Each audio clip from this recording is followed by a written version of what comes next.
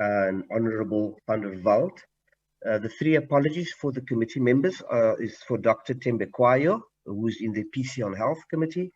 Honorable Sukas, she's on a flight to Cape Town. She might join us a bit later. And Honorable Nobo, who unfortunately has to deal with some protest action in his area, so he won't be joining us.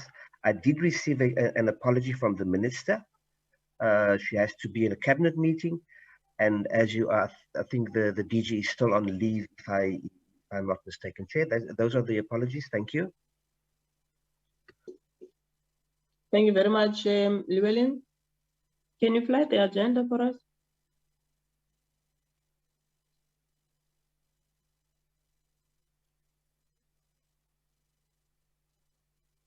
Thank you. Members, on the agenda, we've got the briefing on the status of school preparedness for a possible third wave. And then we will have committee deliberations. And then after that, we will adopt them. We will consider and adopt the minutes of the previous meeting. Can we then adopt the agenda? Chairperson, I move that we adopt this agenda as presented. Thank you very much. Dr. Moratsai, seconder. I second, Chairperson. Thank you very much, Comrade Grip. And then let me take then this opportunity to give you DM to lead the department.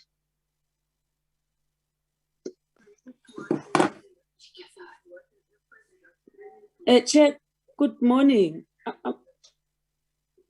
Good morning to you, Chair. Good morning to members. Good morning to the team Basic Education. Yo, I press wrong now. I mute myself.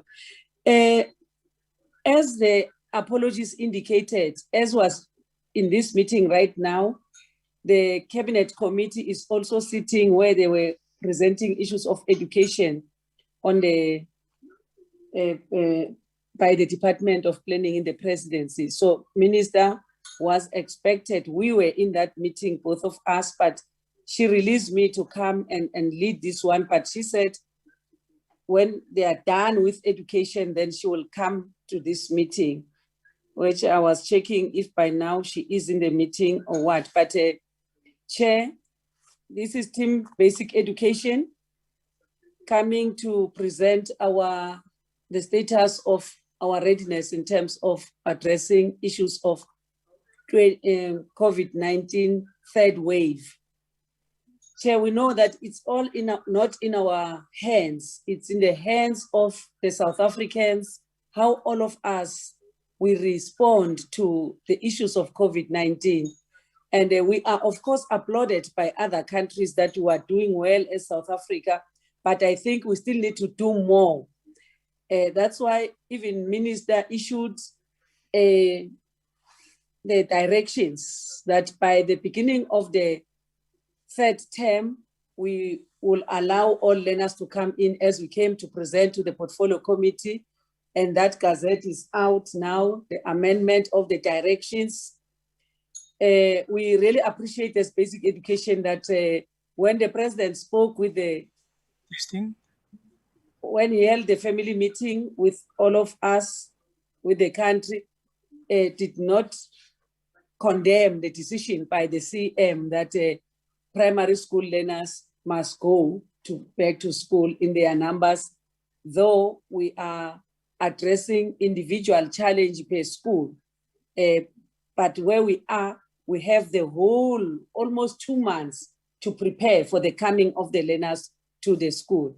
So I think this will form part of the presentation. We have 2 months, Chair, to prepare. So there can be no school that will claim to have been taken by surprise. Consultations were made with stakeholders, with the unions and the other stakeholders and the members of the civil society through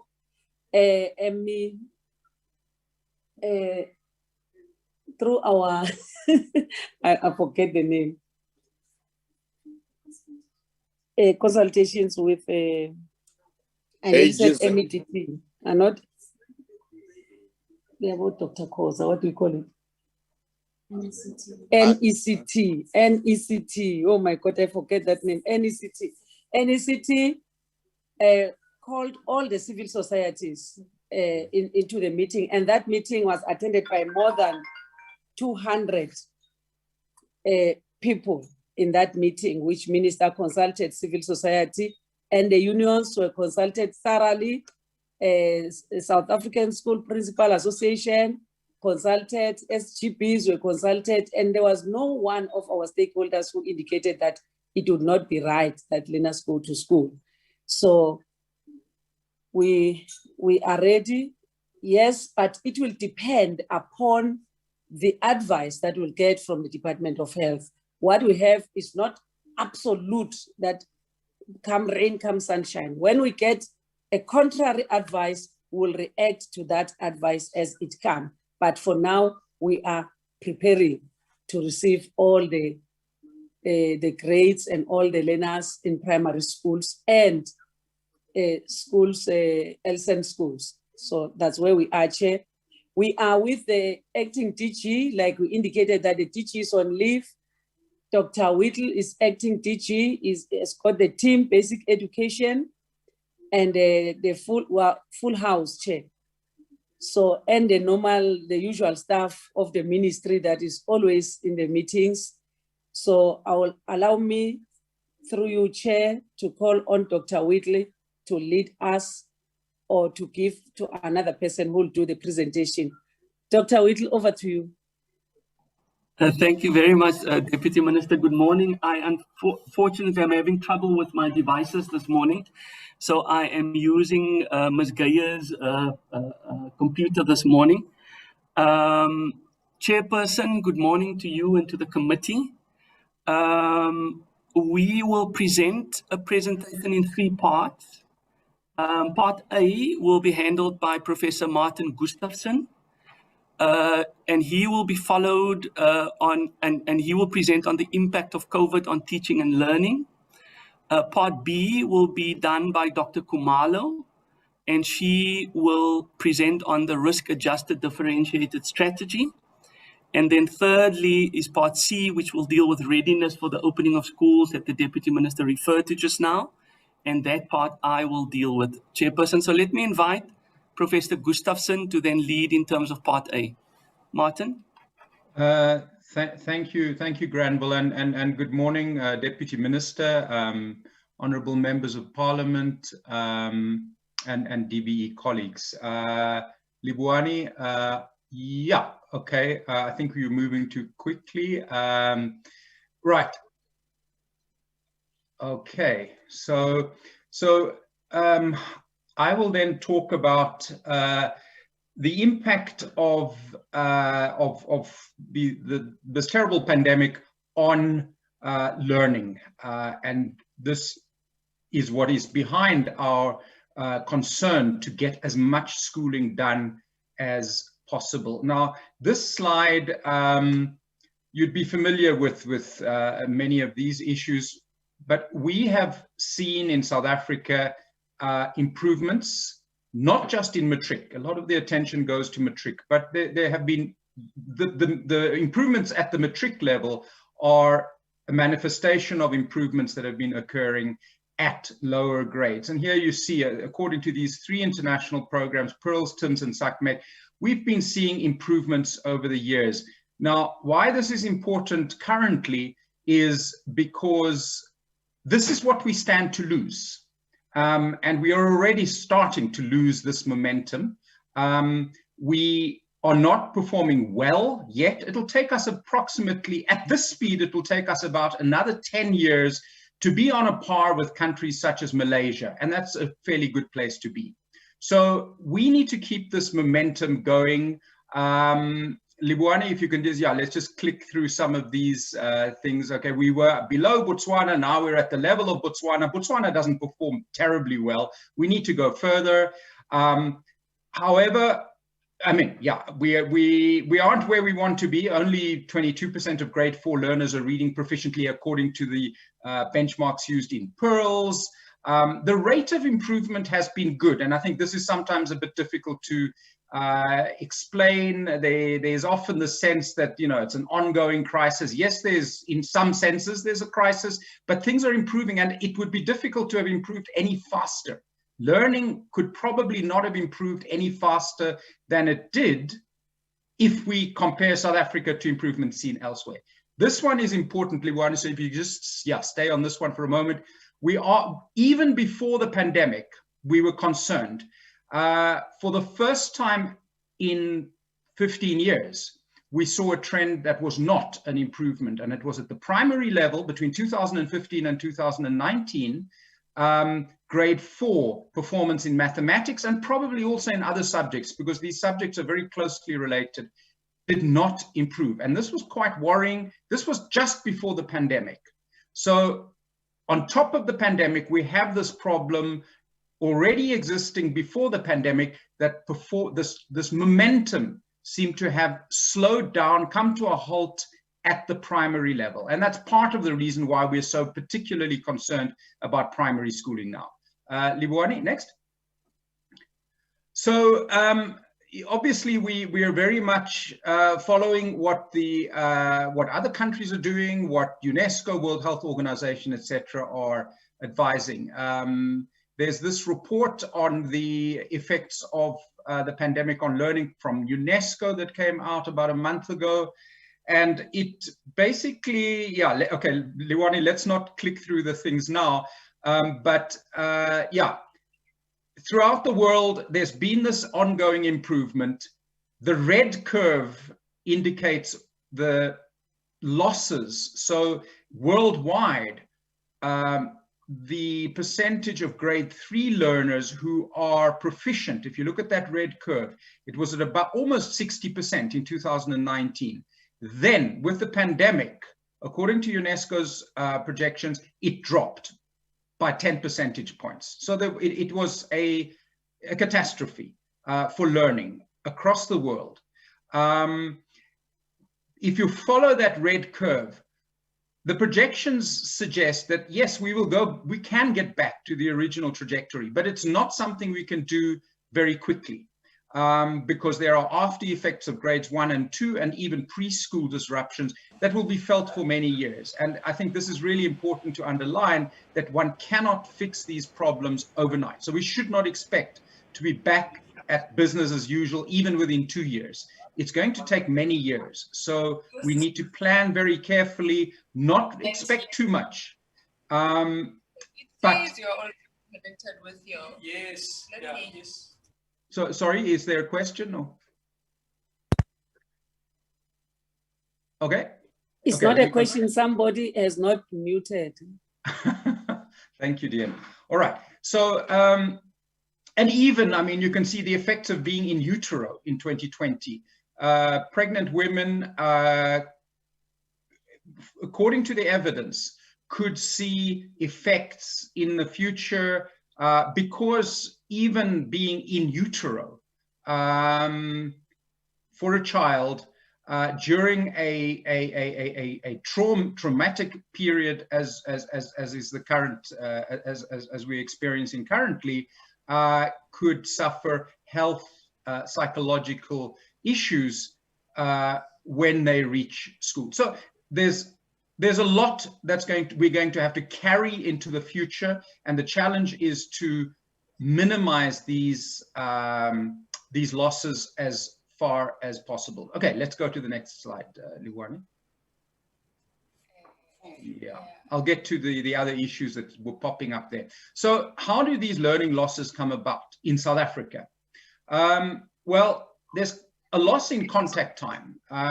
If we just look at the 2020 school year, so we ignore what the losses we've already seen in 2020 to 2021. In 2020, 54% of contact time on average was lost by learners, over half of the school year. 23% was due to complete closure of schools. 4% was due to some grades being open, others not being open. 27% approximately was lost to rotational attendance. So this is the biggest factor. So although schools were open, for much of 2020 and for the current period, for 2021, most schools are following some kind of rotational arrangement, and that means learners are losing 50%, sometimes more, of schooling, depending on if they're coming to school 2 days a week, every second day, depending on the arrangement. The green points to one positive. Fortunately, it appears from the data that we have that we've not lost learners completely. And this is a problem that has occurred in other countries, but apparently not in South Africa.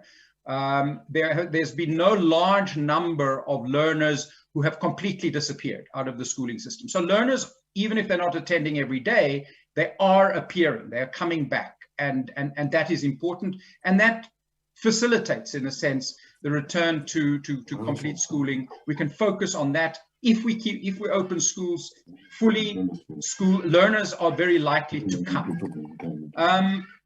And at the very bottom there, difficulty of providing remote learning. This is not a reflection of, you know, South Africa's inability to do this. Developing countries, even rich countries, have not coped well with this. Developing countries, it's virtually been ineffectual, certainly for poorer segments of society. There's no internet access. There are no skills among teachers to provide this kind of distance education. So then moving on to that next block, learning losses. Sorry, Libwani. Yeah, thanks. So learning losses, as I'll show you in a moment, 75% of a year's worth of learning has been lost in 2020. Now you may ask, but why has so much learning been lost if we only lost 54% of the school year? Well, there are all sorts of effects. Forgetting, the trauma of the disruption has, in South Africa and in other countries, caused these learning losses to be higher than what one would expect, given the loss in contact time. I'll show you more in a moment. There are, of course, also psychosocial effects. Children at home without care. Risks are particularly serious for girls. There's, as I mentioned, forgetting. There's less effective teaching. Teachers are not used to teaching every second day. It's not what they were trained to do. So there are all these factors that would contribute towards learning losses. Again, a little green box there. Teachers in these schools practicing rotational teaching are teaching smaller classes. Now, maybe that has a positive effect to some extent, but overall, the effect is of very, very serious learning losses. If you look at the ratio of the learning losses to loss in contact time in South Africa, it's 1 to 4. You see that on the right. UNESCO has estimated that for the world, it's about 2. So in that sense, we're actually not as badly off as the rest of the world. I mean, we must remember that there are countries, Philippines, Argentina, that have kept schools closed all the way from the beginning of the pandemic till now. They have lost 100% of contact time. So we in South Africa have done a relatively good job of trying to get as much schooling as possible done. And we are going to reap the benefits of that in the coming decades. Next, please. So this graph just reflects the different types of contact time lost. You can see the red is no attendance at all, and it was higher at the in primary grades. I think you would be fairly familiar with the general picture here. We've been more restrictive with primary schools than with secondary schools. Matric has been prioritized for obvious reasons. Next, please. And here we see from this NIDS-CRAM report, which is a collaborative effort between researchers in the DBE and researchers from universities. This is now public, and here we see the different types of rotational approaches that schools are using. There's certainly not just one approach, there's several approaches, and there are some schools that have kept all schooling going, especially schools with smaller classes. Next, please. And this is in a sense, the good news. You can see here that attendance when schools are open in November 2020, when most schools were doing rotational learning, was fairly high. I mean, it was 98%, 97%, a little bit lower in grade 1, but some of those differences could just be due to the sample. But the fact that this is close to 100% is reassuring. Even before the pandemic, we were not exactly at 100%. We were about 98%. There have always been children who are not attending at all, even before the pandemic. But this is a relatively good kind of picture. This is not one of our biggest worries. Next, please. And okay, these are a bit difficult to read, but essentially this is analysis of the UNESCO data on what's happening around the world. And what's important to note, this is on the left-hand graph, you can see the red is the kind of the openness of schools in developing countries over the last 6 months. The black is the openness of schools. Sorry, it's the other way around. Black is developing countries with schools, percentage of countries with schools not fully open, and that has been declining. So basically the message is that around the world, developing countries are increasingly pushing for schooling to continue, partly because they can't do the kind of stopgap measures that rich countries can do, rotation, remote learning, and because developing countries are realizing that the effects on long-term development are extremely serious. I think it's really important to be looking at what developing countries are doing, especially in the context where the media focuses a lot on what's happening in the United States, what's happening in the UK. It's very important to see and to learn from other developing countries. Next, please. This is another concern, school nutrition. It's in this Wave 4 report. There have been all sorts of efforts to make sure learners get the nutrition they should get, either through an alternative school when they're not attending school, or they pick up parcels from schools. This has helped, but we still are not where we should be. So the pink curve shows us where we should be. That's where we were before the pandemic. About 65% of households with learners were receiving school nutrition. We're down to about 49, 43%. And we need to go back to where we were. And that really does require daily attendance. I mean, without daily attendance, it's really difficult, no matter how hard one tries, to reach every learner who should get the meal every day. Next, please. And this is a critical table. This is research that the DBE has done. It's a project that the DBE has been running in Mpumalanga and Northwest, where learners for several years have been tested. Their reading capabilities have been tested. Fairly basic approaches, but scientifically this is very respectable. So learners are reading passages, field workers are counting how many words they read per minute. This is the type of monitoring that even parents can do. And generally, between one grade and the next, if you're using the same reading passage, the annual gains would be, you can see there, 9, 8, 15 words. That's the additional number of words you get correct in this kind of reading test under normal circumstances between one grade and the rest. In this case, it's specifically between grades 3 and 4. Now look at that very first number, 2. That's the gain that learners made between the end of 2019 and 2020. In other words, during a period where the pandemic hit us. And there was very, very little gain. And this is what we mean when we say about 75% of learning has been lost. So usually children should be gaining about 10, and they're instead gaining about 2. And this is very serious because it's not easy to catch up. Children need to learn to read at a very specific age. It's related to brain development. It's more difficult to catch up when the child is older, and I mean generally children need to move beyond where they should have been at the end of grade 4.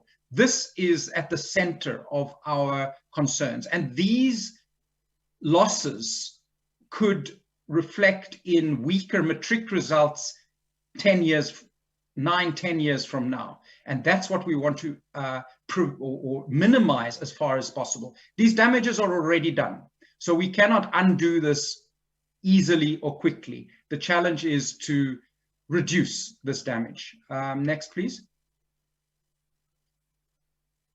And this is from another project. This is not a DBE project, but it shows the same thing. And that report, I think, is about to be released from the University of Cape Town, focusing on Eastern Cape. Similar situation. Reading gains have not been, or have been well below what they should be during the pandemic. Next, please. And then moving on to teacher mortality, this is a somewhat separate issue, but in the monitoring that the DBE has been doing of excess deaths in the payroll system, we see very clearly the peaks in terms of mortality deaths. And this obviously contributes towards teacher anxiety and would have an impact on teaching and learning. What is really important here is that we found no difference between the primary and secondary levels in terms of the risks posed to teachers, which is very interesting because the World Health Organization has been saying that evidence points to the fact that when teachers become ill or die, it's generally not because they were infected by learners. They were infected through some other means. And the fact that in South Africa, clearly secondary learners are biologically more capable of transmitting than younger learners. We know that from the science. However, teachers in secondary schools are not more likely to die than teachers in primary schools, which seems to confirm what the WHO has been saying, which is that teachers are not primarily infected by learners. It comes through other means, and this is important in terms of addressing the anxiety that teachers feel and the behavior changes that teachers need until they get their vaccines. Next, please. And this is my last slide. So the conclusion, the Secretary General of the United Nations talks about a generational catastrophe. That's not an exaggeration. It is estimated that, decades into the future, we're going to see, in a sense, a kind of lost generation. We're going to see people of a particular age with fewer post-school qualifications, lower earnings. This is almost like a war.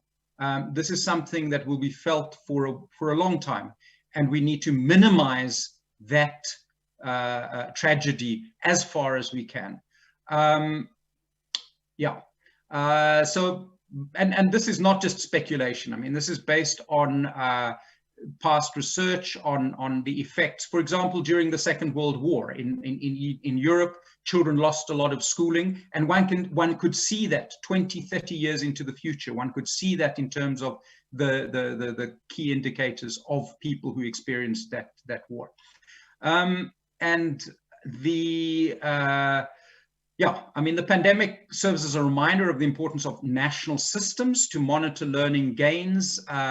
Now more than ever, we need to monitor very closely how close are we to getting back to that trajectory that we would have had there been no pandemic. The sample-based systemic evaluation is already being piloted, and that is going to help us enormously in this task of monitoring where we are.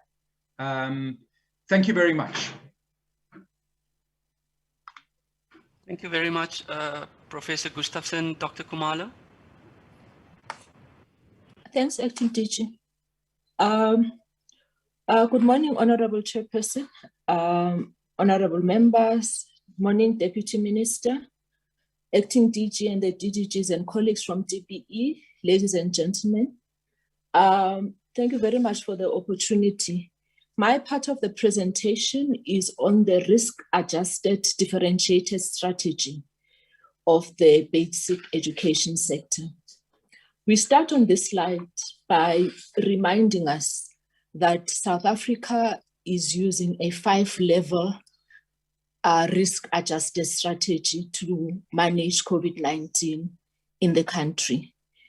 And that at level 5 is the highest level of virus spread or low system readiness, which is the highest level of restrictions.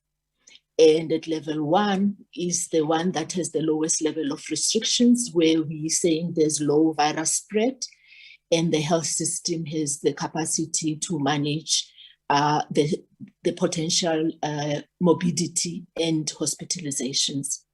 So this alert level is, the strategy is based on 2 criteria. Like I indicated, is the spread of the virus, as well as health system readiness that informs us which level we are. And we know that now recently during our last family meeting, the president then has moved the country to a more restrictive level, which is level 2 from the level 1 that we're at. We would also like to introduce to you on the extreme right-hand side, the 4 alert levels that the Department of Health uses in terms of assessing the risk of COVID-19. And mainly what they use is the number of new cases that would have been identified in a particular geographic area per 100,000 population. The lowest level, as in vigilance, is where you have under 60 cases per 100,000 population within a geographic area. Emerging hotspots are between 60 and 80 cases.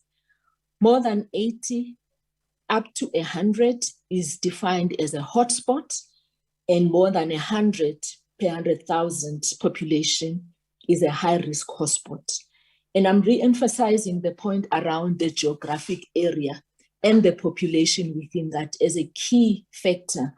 Because if we look at the new data that from yesterday, the 31st of May, 2021, Gauteng registered 1,299 new cases over the previous 24 hours, whilst the Northern Cape was the second highest with 574. So just slightly less than half of what Gauteng was.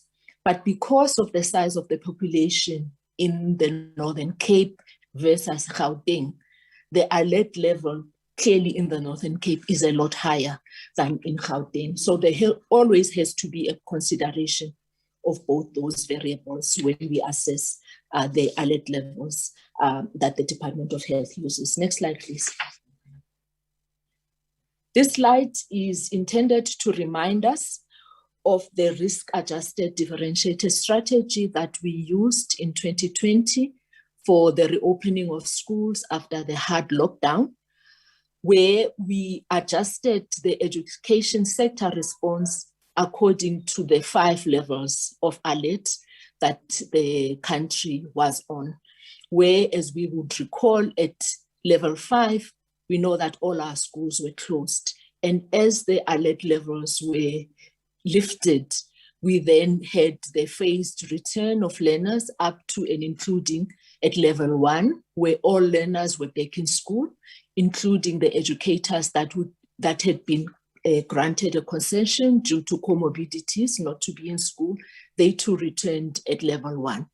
So we're using a similar approach in our proposal in terms of, excuse me, how we then bring back, in particular, the primary school learners, because at the moment, that is what the focus is on, is how do we enable maximum teaching and learning amongst primary school learners, whilst we'll go back to the secondary school later, and we'll talk about that later in the presentation. Next slide, please, Mr. Mahada. So this is really the gist of the proposal that the sector is bringing forth. And as the Deputy Minister has indicated, this has been consulted widely And we are really bringing a position that has the support of education stakeholders and others that we've consulted, particularly coming from the health sector. The proposal is that at the higher levels of vigilance in your high-risk hotspots, as well as the hotspot areas, we believe that this is important in these areas to have the maximum kind of restriction and adherence to the non-pharmaceutical interventions. And here we're proposing that learners in primary schools, as well as those that are in special schools, should then attend rotationally. So we revert back to the rotational attendance. And as the risk alert levels are eased in emerging hotspots as well as vigilance level, we then work and propose that primary school learners attend school on a daily basis, as well as schools, LSN schools. The secondary schools will continue to use the differentiated timetabling that they are using at the moment until there is a change in this, depending on how we are managing the current phase when we return the primary and special needs education. The other services will continue to be provided, as you can see with the other bullets. Next slide, please. Now, what is this risk-adjusted, strategy, and what risks are we adjusting for? I think primarily we understand that the main issue that we are going to have to deal with is the risk of COVID-19 infections. And so we're using those 4 alert levels from the Department of Health that are based on the number of new cases that would have been identified in a geographic area per 100,000 of population. And we're sharing this slide just to also indicate the evolution, of the pandemic and the need to stay vigilant and close to what is happening with the pandemic, because that will then determine the response that we need to have. We're sharing this slide of the data that we received from the Department of Health and the National Institute of Communicable Diseases as at week 17, which was the end of the week of the 9th of May 2021. What we do is that we get the data on the infections from the Department of Health, and then we overlay this with our GIS data from EMIS in terms of the number of schools, learners, educators within a particular geographic area, so that we can have a sense of at what level each, or rather how many schools would be impacted or be affected at whatever level, depending on the prevalence of COVID-19. And so you will see that during this week, most of the country was in blue, and blue is good. Blue is vigilance level, the lowest level, according to those 4 levels. But right there in the middle of the country, you can see that other colors are beginning to emerge, and we will go into detail in the next slides on this. Next slide, please. So when we apply the criteria, then we're able, as I've indicated, to identify how many, of our schools, our educators and learners will be in those schools that are at vigilance level, emerging hotspots, and high-risk hotspots. And going back to that 4-level classification in terms of what we're proposing, then, the response of the sector would be different between vigilance and emerging vis-a-vis hotspots and hotspot areas. Moving on, just 2 weeks from that previous slide, you will note that there is a significant change that has happened, that the colored areas have expanded, right? They are still in the center of the country, but they are more. So meaning that the levels of infections have increased. Next slide, Mr. Mahada. And so generally at the national level, what we saw then by the data of the 24th of May, 2021, which is the most recent data that we have from the Department of Health. I think I need to explain that, on a daily basis, we know that we're getting the number of new infections and the new deaths from the Department of Health. However, the data that they share with us is data that would have been captured by them, have been verified, have been cleaned, and being assured that it is accurate. And so there is a level of lag time between when we get it and when the Department of Health is able to share the data with us. And so this is the most recent that we have. And moving forward, we intend to revise and update, this information at least every 2 hours, so that we keep track of what is happening at a low level, at a much more local level. And you will see here that we have most of the areas are still at vigilance level. But worryingly, in terms of the high-risk hotspots on your extreme right-hand side, you will see there quite a number of our schools are impacted, and the educators in there and the learners. And this is then the tool that we would share with provinces to be able to nuance the approach according to the risk. And so we apply this system per province in the slides that I'm going to show you next. In the next slide, please, Mr. Mahada. So we did a similar exercise looking at the Eastern Cape. Next slide, sir. And we will see there that the Eastern Cape continues to be at vigilance levels. The rates of infections there are still relatively low. And even looking at data from yesterday, the Eastern Cape had only 42 new cases as opposed to the 1,299. So they are second last that Gauteng had shown.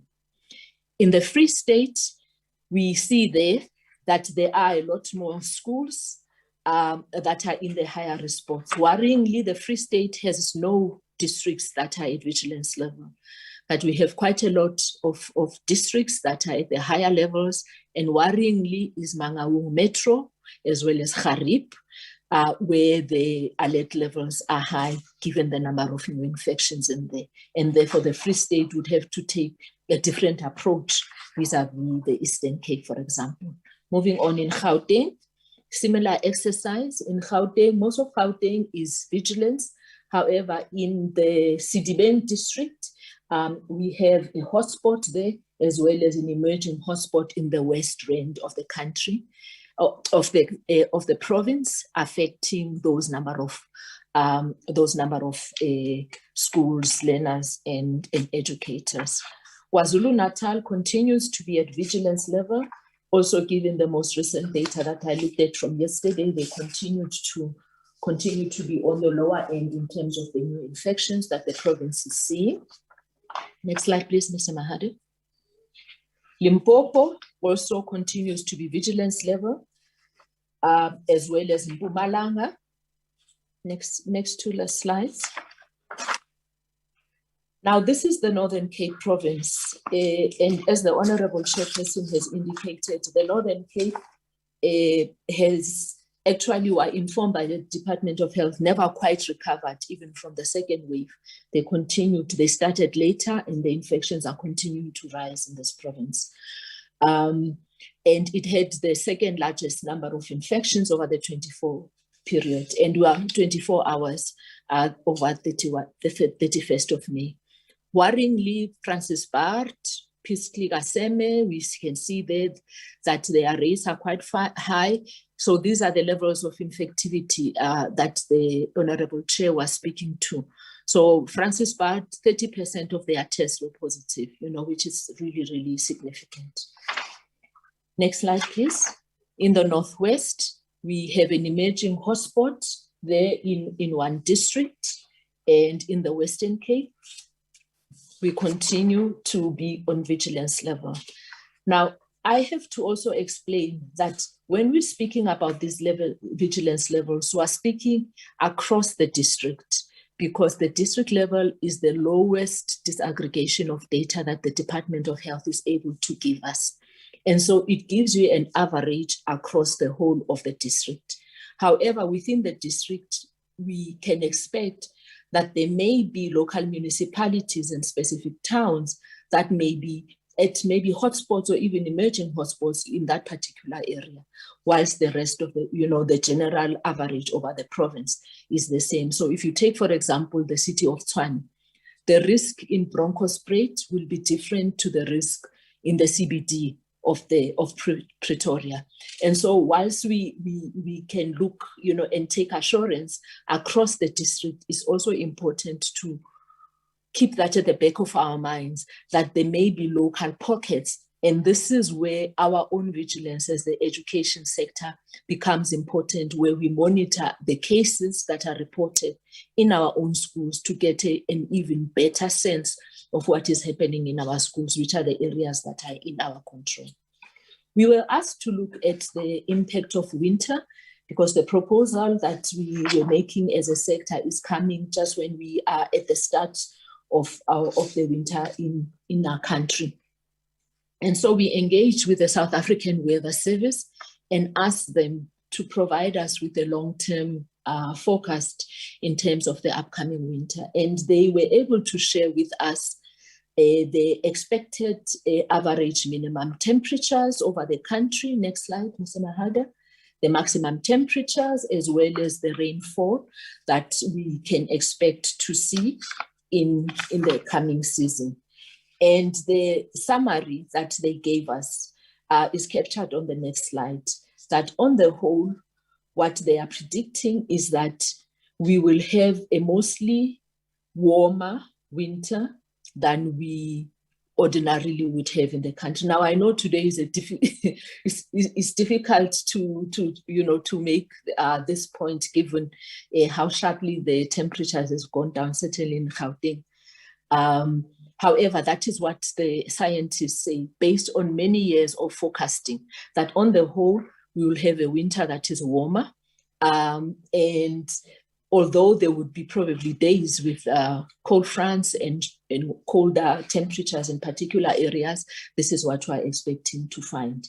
We did this exercise even on the back of understanding from the science that we've been interacting with and the advice that we're getting from our experts, that there is no proven association between cold weather and the risk of transmission or the ease of transmission of COVID-19 virus itself. What we know is that over winter, we tend to have the common cold as well as influenza being higher. And these have the same symptoms as COVID-19. And therefore, what we would need to have is just to have a higher level of vigilance and look out when people have symptoms to also keep COVID-19 at the back of our mind. However, there's no straight line to say winter means more COVID-19.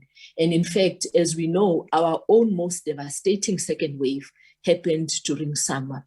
So that is an important point to make. However, it's saying we need to also be alert and aware, and in those areas, particularly that are cold, we also need to then support those learners working with our social partners as well as the provincial education departments with warm clothing and any other additional support that they may need.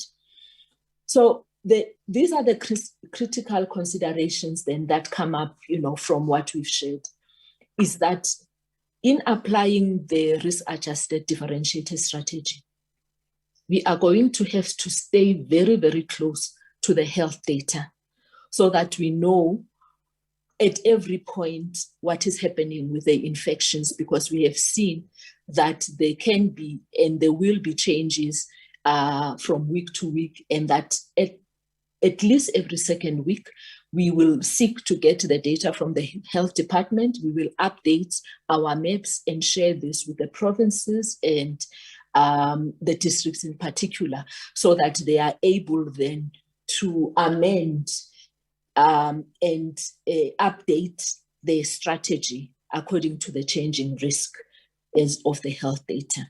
Importantly, it's also going to be very important for us in schools to report the number of cases that are reported to us. We're getting some really worrying indications that there may be schools wherein the leadership is telling learners to not tell anyone when there are cases so that they can continue daily attendance. This is irresponsible, is unethical, but it also does not provide the sector and the country to have a good and best sense of what is happening in our own schools, so that we can begin then to put in the differentiated strategy that we need to do. Importantly, it robs us also of the opportunity to trigger the response from the Department of Health in terms of contact tracing, in terms of looking at any gaps that there may be in how we manage our environment and our screening and so on and so forth. So this is something that is really very important. We also need to move forward, have a differentiation between primary and secondary schools. And I think both our Deputy Minister as well as Dr. Gustafson has spoken about it. But critically important is the reinforcement of the non-pharmaceutical interventions, that there needs to be strict adherence on this, because we know that this is the one intervention that works against all variants of the virus, all viruses, in fact, including influenza. And so what we need to do is really to ensure that this happens, because this is even more than vaccination, is our most important tool. So as we go back to schools, it's something that we are going to have to reinforce and monitor very closely. Next slide, Mr. Mahade. Next slide, please. So in terms of the approach of how the sector proposes to bring in the primary school learners, we believe that it is important for us to take a phased approach, wherein the phase 1 would be all primary schools, grade R to 7, as well as the schools for learners with special education needs, and these are all grades for them. The next phase, we believe that once we have been able to mitigate the risk with the first phase and being able to assess the progress there, then we can begin to make a case and plan adequately for the return of secondary schools as well, being mindful of the fact that the risk there is much higher than it is in primary schools based on the biology and everything else that we have already shared with yourselves. It's proposed that phase 1 starts at the start of term 3, which is on the 26th of July, 2021. This will allow us to synchronize the return with the new school term. As the Deputy Minister has said, it gives us more time to plan and to prepare and manage the risk that we have identified, which I'll deal with in the next slide. We also believe that it is also important so that our educators mentally, they can themselves ready themselves to come back to school, because it is, we know that many of our educators are quite nervous about going back and facing full classrooms, even though the science is saying that the risk doesn't come from learners, but it actually comes from other adults in their environment and in their private spaces. But we need to make sure that we deal with any anxiety and we are able to provide them psychosocial services where they need them. We also believe that this will give us time to get over the third wave that we know that in some provinces we already are there. And critically important is that we would want this to also happen at the time when the vaccination of educators is starting off and rolling out. Because we know that if we vaccinate our educators, we will have herd immunity amongst them, which is an important factor in making sure that our schools continue to be safe spaces for teaching and learning and safe workspaces. These are some of the critical milestones and activities that we've identified, and many of them have already been done, including the wide consultation that the Deputy Minister already spoke about. A critical one is assessing the readiness for implementation, and our acting DG will speak about that process because this is a non-negotiable. That is not really just, this return to everybody. Critically important, we must make sure that all our primary schools and LSN schools are ready for this. It's important for us to also orientate and work with our district directors, second managers and principals, and we'll continue to hold webinars and also engage this in ministers' meetings with district directors. The directions have already been finalized, and these were issued, I think, on Friday. And critically important is that last one that is bolded, is that as we implement, it's going to be very important for all of us to monitor very closely and support the schools so that we ensure that we continue to have safe spaces for teaching and learning. Next slide, Mr. Mahade. These are some of the risks that we have identified in the mitigation actions. I think the rising infections we've already spoken about, and the potential third wave. And here we've already spoken about updating regularly the risk profile. The mandatory reporting of our cases is going to be very key, monitoring closely what happens there. And where the risk increases, we must retreat to much more stricter levels of restrictions, meaning we go back to rotation. We have had also issues around cluster outbreaks in schools, and the suspension of contact sport is one intervention there that we've put in place, because there has been a clear association between those outbreaks and contact sport. And I've already spoken about the adherence to the non-pharmaceutical interventions. We've spoken about winter. We know that at the moment, there are also very critical public sector salary negotiations that are happening. And so something that is also going to be important. As with the reopening of schools last year, there may be challenges, from various quarters that would challenge this decision, including through litigation. And we believe that it's going to be important for the department and our sector on the whole, including through our stakeholders and our leaders here, in Parliament as well, to communicate and share the information with our stakeholders as well as our communities, and explain the basis for the decision making, that the department is not being irrational around, proposing this. It is not intended to start tomorrow, but as the DM has said, we have a long time for our planning, and we are also continuing to watch what the epidemic is doing. We've had occasions of disruptions of schooling. I think with the local government elections, it is also something that we need to be looking out for, in community protests.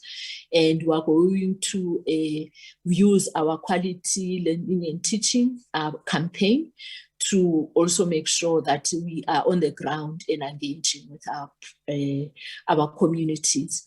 And that final one there around the vaccination of our educators is something that we are putting forward, that there's a risk, that there may be some delays in there. And here we're really advocating that our educators should be prioritized for phase 2, including the non-teaching staff. It's really all the cadres that work in our schools, because even our admin persons and our cleaning staff, our screeners are also critically important. And here we have worked with the department, with the provincial education departments, that they must work very closely with the offices of the Premier and the Department of Health, and we're doing the same thing with the Department of Public Service and Administration, so that we put in plans for our educators to become vaccinated, but also to share with them, information, so that they themselves are also ready to take up vaccination when it is provided, and we deal with any vaccine hesitancy that they may have. On the next slide. I think that would be the end of my part. Thank you very much. Over to you, Acting DG. Thank you. Thank you very much, Dr. Kumalo. Honorable Chairperson, just to re-emphasize that we've got about 2 months left before the full opening of primary schools. The third term is due to commence on the 26th of July. And so we do have some time to prepare the system for the full return of primary schools. So in preparation for that return of primary schools, the DG has instituted weekly one-on-one meetings with the provinces, where we check their preparedness to open on the 26th of July. Those meetings commenced yesterday. We have key issues that we focus on, those ones that would compromise compliance with health protocols. On a weekly basis, then provinces are expected to report progress they are making to comply with health protocols. The DG also in October of 2020 commissioned a study that was conducted by NIDU that specifically identified the impact of COVID, weaknesses, and these findings were then shared widely with the provinces and districts. In terms of monitoring school readiness, Chair, we will focus on these, and I'll talk a little bit more about these a bit later on. But just to give you a sense, to focus specifically on infrastructure of facilities, classrooms, etc., whether schools have adequate water in place, sanitation facilities. We check on the basic sanitation and hygiene packages, provision of masks, sanitizers. We have a specific focus on special schools because of the vulnerabilities of the learners in those schools. Since we are increasing the number of learners that would come to school, we also working with provinces to increase the thermometers that are available so that you don't have bottlenecks in the morning, at screening stations. Learner transport will obviously have to be an important focus. School nutrition program, the number of screeners that are available in the system. Since we have now moved to level 2, there would be concerns about teachers with comorbidities, the provision of COVID essentials, psychosocial support services, quality learning and teaching campaign, and of course, effective communication to the various communities. And I'll speak a little bit more about the dashboard in a second, but just to indicate that the DBE will track these indicators on a weekly basis. And if there are good practices that we identify through these one-on-ones, they are then shared, with other provinces. So just to focus on the dashboard, and I know that's a bit small, but under facilities, for example, we are checking for school furniture, whether there's, adequate school furniture in place, the adequacy of hostel furniture and whether hostels are ready to receive learners back, whether social distancing measures are observed, particularly outside of the classroom. Under water is to check the availability of water to make sure that where we've provided water tanks, for example, that those tanks are now filled again. Under sanitation, to check whether those sanitation facilities are adequate and whether there's anything else that we need to do to ensure that those are provided. Basic sanitation and hygiene packages is to check whether schools should have adequate sanitizers available, whether there are hand washing stations available, to ensure that learners and teachers are familiar with the standard operating procedures, that there's regular hand washing, that masks are provided, and that learners wear those masks correctly to cover both the mouth and the nose. Special schools, there will have to be, we are working specifically with the 435 schools at the moment to ensure that they've got the necessary measures in place, and we expect provinces then to report to us regularly. I've already indicated that as far as the infrared thermometers, that those are provided so that we have sufficient numbers to avoid crowding in the morning. Learner transport will have a significant focus, over the next 2 months, because we know that we are here. We have to comply with the regulations published by COCTA. We will train, transport companies to ensure that they have sanitizers available, that everybody wears their masks, and that we ensure a proper ventilation, when these learners are transported to and from school. School nutrition program, and Professor Gustafsson has referred to this. We have over the last year instituted measures. We've opened the program to all learners. We've got 3 modalities that we use at the moment. So learners can go, if they're close to a school, but which is not their school, they can go during the day and collect their meal. For learners who are attending, as part of the rotation, they obviously would receive their meals in school. And for learners that are a bit further away, they can collect a food parcel. But in spite of all of these interventions, we know that the program can only be restored to its full efficacy once everybody is back at school. The number of screeners, Chairperson, we've just signed an MOU with the department, with COCTA, and they will make an additional 35,000 people available to us. We're working with the provinces at the moment. We're hoping that by the end of June, all of these screeners would have been appointed, and they will also double up as cleaners because of the importance of cleaning those often touched surfaces. educators and non-educators, the issue since we've returned to level 2 is that we now have to make arrangements for teachers with comorbidities to be allowed to work remotely. And we would then have to work with the provinces to ensure that we are able to have a teacher in front of every class by the time we open on the 26th of July.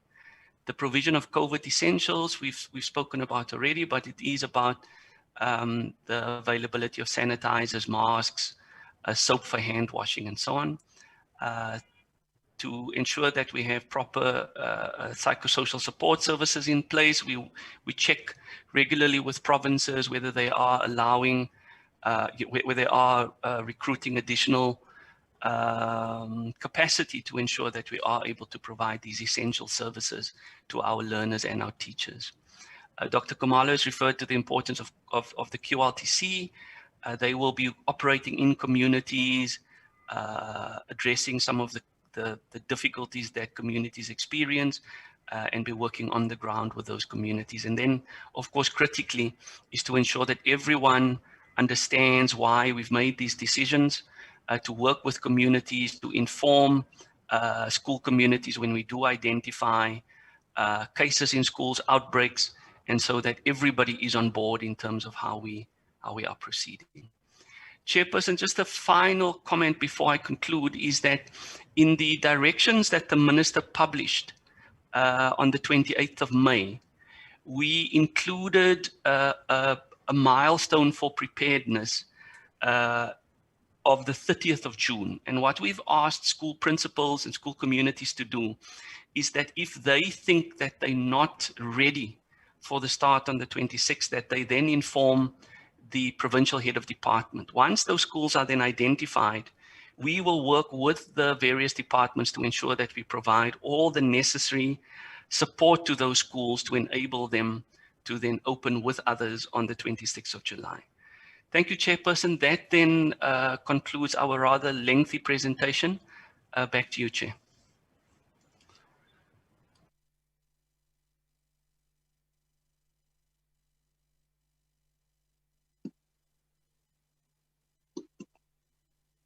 DM? Or must I proceed? Thank you so much. Like I indicated, that Minister will be in the meeting. Chair, Minister is also in the meeting. Okay.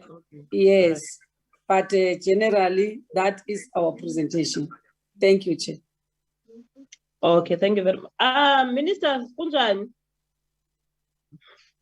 Dear Peter, Chair, and good morning to the entire leadership of the Portfolio Committee. But I'm well, Minister. The Minister of so I repeat. Chair, it's coming. It's coming. Thank you very much. No, just to let everybody that when we speak, I'm just requesting that we put our videos on. We are live on ENCA. Okay. Okay, Chair. Can I take note of people that want to participate in the... I see in Tate Morotesa.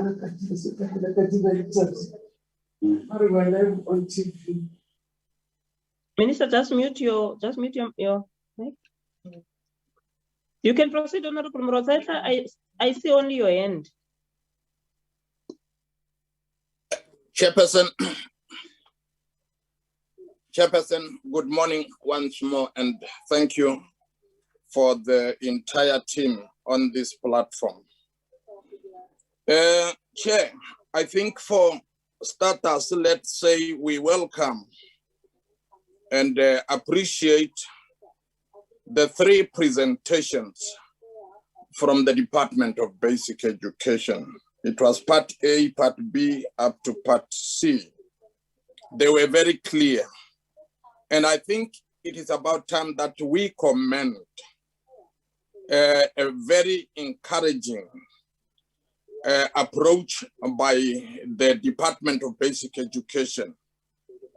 Their level of commitment with regard to planning for the West.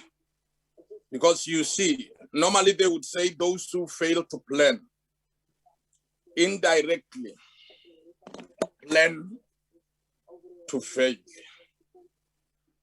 And given the looming threat of the third wave and the presentations as given by the three presenters, one could say we are marching on the right path. But however, you and I, Chairperson, will agree that as I normally used to say, it is one thing to plan and another thing to implement. And especially when the wave itself shall have already struck. It is in the light of this implementation strategy, the planning and implementation strategy from the Department of Basic Education, that I'm going to propose the following. You see, Chairperson, many times when priority is being given, it is, I've not heard it, but I stand to be corrected, where educators, with regard to vaccination, where educators were ever mentioned. I am not oblivious of the fact that it is true that the outcry is we don't have enough vaccines. But my wish is, given the role that educators are doing, interacting with almost all of these learners, my plea would be, is it not about time, Honorable Minister and Deputy Minister, that maybe we could start showing up? Okay, health workers were regarded to be in the front line. But I would also argue to a large extent that teachers are also frontliners. Is it not about time that we could raise this issue of educators being prioritized so that they could be able to deliver and deliver maximally so? We have lost more than enough educators, Honorable Chairperson, Minister and Deputy Minister. And I don't see us, we can't afford to lose anymore. Maybe the last point I must indicate is with regard to the presentation on part C, which presentation talked about the readiness of primary schools to receive all learners. It's a good planning, very constructive, in the right direction. I have never seen a progressive person planning in reverse. This is wonderful and let's appreciate it. But key to this, Chairperson, is the level of consultation. The Deputy Minister, in her opening remarks, indicated that we have consulted, and that should be respected. Consultation with stakeholders. You see, it is said education is a societal responsibility. It means when it comes to education, we must take everyone on board. But, well, I was a little bit puzzled this morning. I'm just raising this because I don't know what other provinces might be saying. This morning, there was a talk show on Tobela FM. Almost all teacher unions registered, and at the level of ELRC, were lined up. When I listened to their views, almost all those teachers, you see, they were not only critical to this proposal, but very skeptical, for lack of a better way. I have not heard any teacher union in this province, Limpopo, where I stay, supporting. They were very skeptical, if not so critical. But now I want to know, maybe the department can assist us. What was the response of teacher unions to me, which is a key stakeholder in education, when they were consulted on this one? Thank you very much, Chairperson, for your patience. Bye, thank you.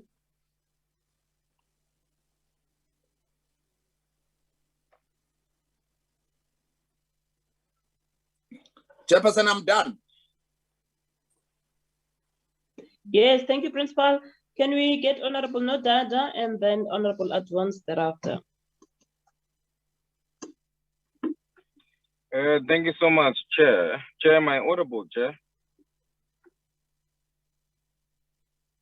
Yes, you are, my brother. Yes, you are, my brother. Thank you so much. No, Chair, I just wanted to check because I'm out doing oversight. Thank you so much to the department for this presentation. I think it's very informative. It seems well researched. I do have quite a few comments and quite a few questions, Chair. I do think that COVID has exposed the different gaps in our education system, particularly for those that, you know, are poor and come from rural and location backgrounds compared to those that actually have access to, you know, to network, digital devices and all of that. And, you know, when Prof was speaking earlier, he was saying that, you know, it's not going to take overnight for us to fix the problem of, you know, maybe, you know, dropping in our reading stats for learners, dropping in terms of, you know, the amount of curriculum that has been covered. In fact, we'll see it in a couple of years to come, you know, in this type of generation, in terms of those that access higher qualifications, higher work and all of that. And I think, you know, this further exacerbates our already existing problem of those that are inside and those that are outside already in our education system, beyond the problems that we have of infrastructure and all of that, you know. So I think we have to be vigilant in terms of how we approach this moving forward, Chair, in the sense that when we put these issues as problems on the table, we need to see what is the best solutions that we can put forward for our own basic education system, not necessarily comparing ourselves to first world countries, Prof, but as a developing country with our unique challenges and our unique landscape in terms of geography, in terms of challenges that we have, space, the type of learners we have, the economy that we have, what measures can we put in place to be able to mitigate that gap as quickly as we can in a level of quality? So I think in order for us to mitigate that gap, there's quite a few things that we need to do. I'll make those suggestions and proposals at the end, or recommendations, as I would like to put it. But I wanted to check from the department, based on, you know, what has been presented today in the risk adjustment strategy, which, you know, I think we welcome, and it's something that we've been, you know, saying for quite some time, especially, you know, if it's informed by science and health experts. What was the Ministerial Advisory Committee's advice on the full reopening of primary schools on the 26th of July? And did they make any specific recommendations or requirements as per health protocols for us to successfully do this correctly? And the reason why I asked that is because we were presented a presentation in the beginning of the year before the extension of the 2-week period to reopen schools, where the Ministerial Advisory Committee had actually said that primary schools can actually open, but regardless of that, we didn't open. So I wanted to check from, you know, the ministry or the department if we did get any form of health or scientific advice as to, you know, how do we best reopen primary schools, which we welcome, you know, in the right way, you know, meeting the health and scientific protocols. Secondly, having done oversight in 8 provinces, you know, all the schools that we went to visit, Chair, had indicated that it will be impossible for them to complete the curriculum for the year. In fact, let alone get to half of it. And I think Doc, you know, when she presented, and the Prof, when they presented, they actually confirmed this. So is there any specific measure that is being put in place to catch up on lost time? Understandable to say you can't do it overnight, but particularly on the critical areas of reading, you know, numeracy, you know, and the areas in which we would like to make sure that we cover as a basic skill set for somebody to be able to advance to the next, you know, phase of the education. You know, what have we put in place for us to be able to make sure that we mitigate covering the full curriculum moving forward? And with this risk adjustment, you know, strategy of reopening schools fully for primary schools, is a specific plan in place, or has it been devolved to provinces to plan and then come back and report? If maybe we can get guidance in terms of that. And then secondly, you know, we've seen on the news, Minister, that, you know, teachers, you know, are assumed to be prioritized for vaccination before the 26th of June. I wanted to check, are these reports true? You know, what is the status of teacher vaccination? And Honorable Rwatsecha, if you haven't heard, but we've been asking for a succinct plan of, you know, vaccinating of teachers, you know, because it's something we do support because they are frontline workers.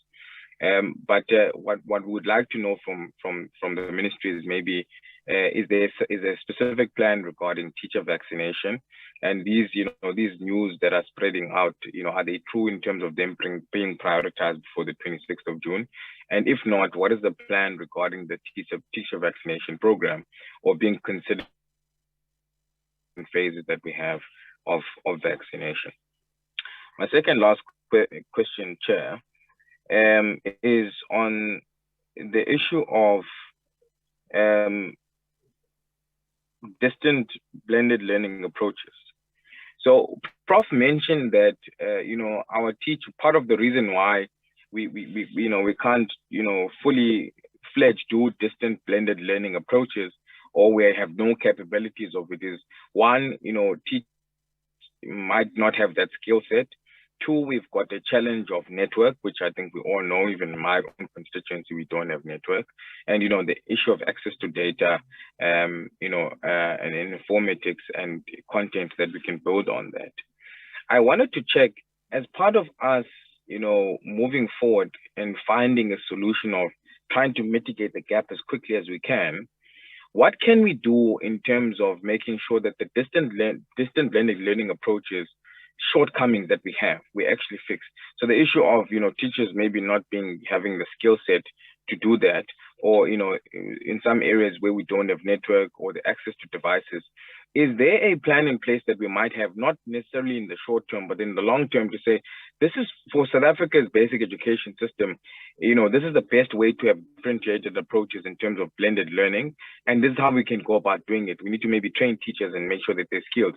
We need to identify hotspots where we can actually be able to put network, or, you know, libraries or community halls. Is there a certain plan moving forward, so that even though we might not cover the curriculum fully now, to mitigate these 10, 12, 15 years to come, you know, and have, you know, pre-planning of, you know, areas that we can be able to target to have different, you know, blended learning approaches. We're not only speaking about now, but in order for us to mitigate this problem of the gap as quickly as ready, we need to plan. Maybe we can add a box. My last question is on the issue of hostels. You know, I'll give you one practical sort of school.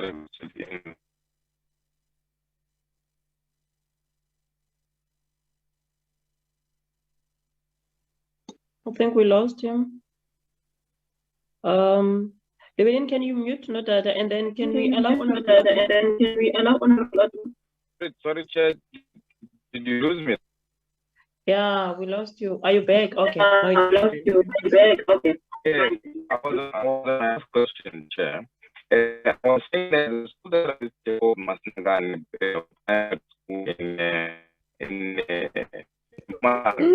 Chair, on my side, it's difficult to hear you. Honorable Nodada.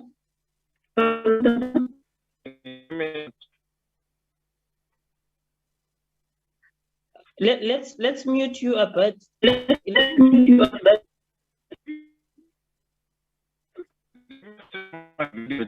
Can you? We can hardly hear you. Honorable Advance. Then after that, Honorable Masawela.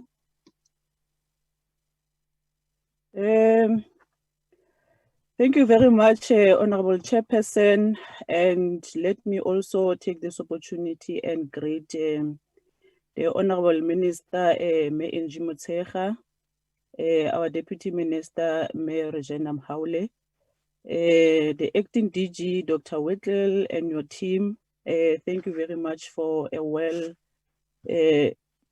presentation that has been given to us. Chair, can you please allow me to mute my video as we are struggling with network due to load shedding? I don't want you to lose me like we lost honorable not data. No, thank you very much, Chairperson. Can you try to proceed till we see that we lose you or what? You are very audible now. Okay, all right, no problem. No, Chair, Chair, I want to start by acknowledging that this week it's a Child Protection Week, and also commend the learners of Cornwall College for standing up for racism. That is one kind of abuse that our children doesn't need at school. And also for the MEC of Gauteng, you know, to support it's 11 hours and stand with the learners on this matter. We are in support of those learners that have stood up, and also wish to encourage also other learners to do the same. As we commemorate and remember that our children supposed to be protected, supposed to be loved, supposed to be cared for, and we must always put their best interest at heart, as we are parents and also as responsible citizens. We must also encourage them to come out against bullying, as there was a very progressive program that was launched by the Deputy Minister. Thank you very much for that, DM, and also the SNAP debate that has actually, you know, put it out there that there's a great need, you know, to deal with these matters that our children are faced with each and every day. Chair, on the issue of the report or the presentation, I'm covered in many instances of the presentation, but have also few questions on the issue of the vaccination processes. Whether, you know, I think in the presentation there was where there was a survey done, or some kind of a study where about 56, if I'm not I'm mistaken, 56% of the teachers were not keen in vaccinating.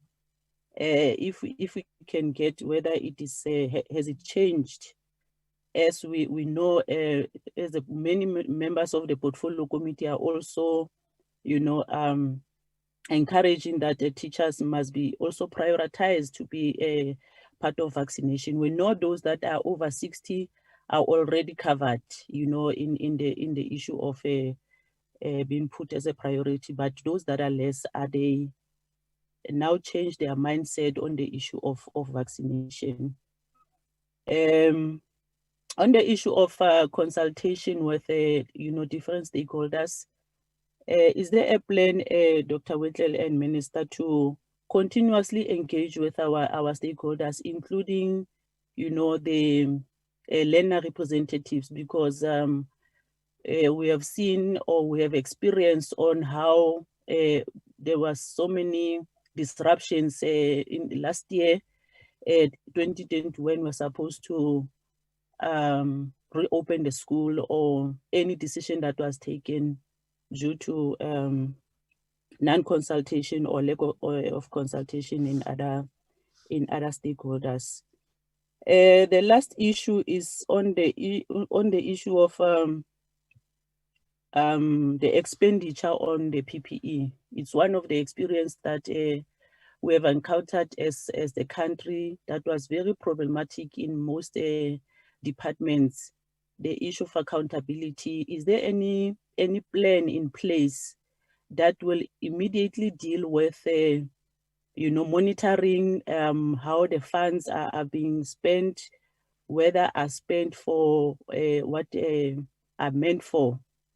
That is one of the the issue that I would need to hear the department respond on. But I'm satisfied on the intervention on the scholar transport, Dr. Whittle, and also the school nutrition programs that you have managed as a department to continuously monitor and address all the challenges that are appearing well on the media and that are reported to you or to the department, and you are able to deal with them. And I would really appreciate the good work that has been done by the department and prioritizing the education of our learners and putting them first to say, as much as now we have experience of the pandemic, we must now balance and prioritize, the education part of it, because we are aware that the department or even the education of our children has now, been compromised. I think you reported about more than 50% that is lagging behind. So we support all the efforts that you are putting in place to make sure that will yield positive results. Thank you very much, Chairperson.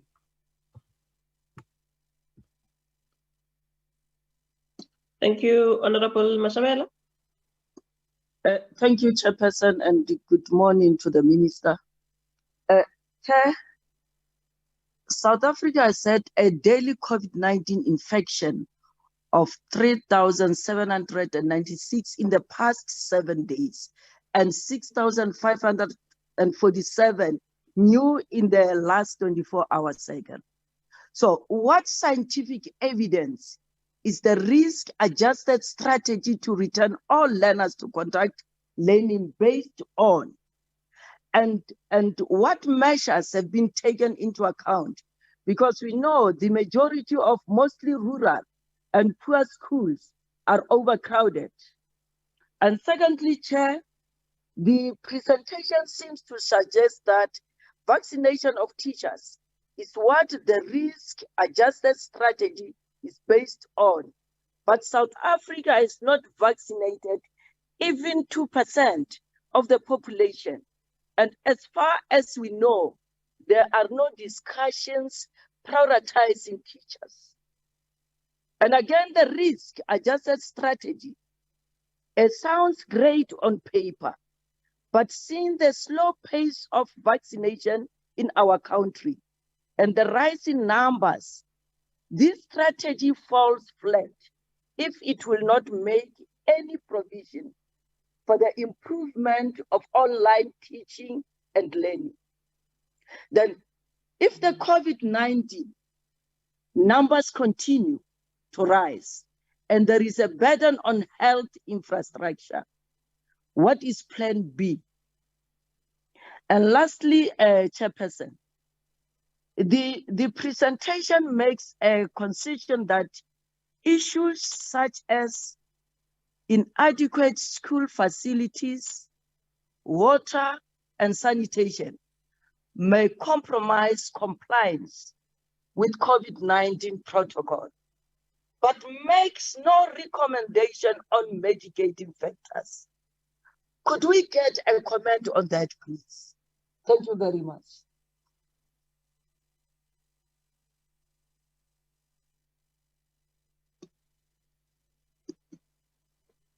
I don't see any other hand. I take it that members are... I'm back, Chair. Oh, you are back. Okay, then. Let me allow you then to finish.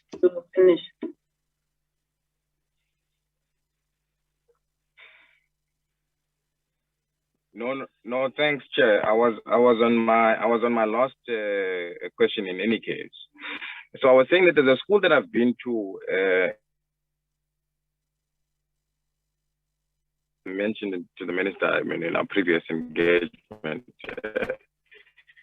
and that, they've turned quite a few classrooms into hospitals. Is that better, Chair? Can you stop the video? Yeah, I've stopped it completely, Chair. Is that better? Yeah.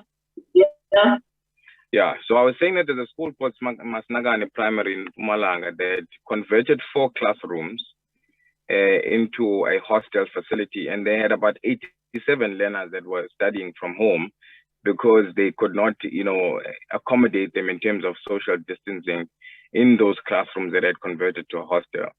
And, the last presenter mentioned the issue of scholar transport and the issue of hostels. So I wanted to check in terms of part of the risk adjustment strategy. Are you doing a full audit in terms of each province where they might have challenges with schools that have hostels that maybe might not necessarily meet, the health protocols, in making sure that, some of those learners don't necessarily, get left behind just because, they might not be in the school premises or might not access hostels. So what is the full approach in terms of this risk adjustment strategy on hostels? I might have missed that, due to network, or, if you can maybe give, further details so that, schools like Masnagane, are given the necessary assistance to make sure that those learners, don't get left behind, because some of them don't even get material because they live in rural, far-flung, areas, and they can't reach those, those areas. So, having them at hostel, in fact, is the best option for the school. As an example, it's just one example I'm making. I'm not making a generalization, but I'm just asking in terms of, is a specific plan for those type of learners. Thank you so much, Chair.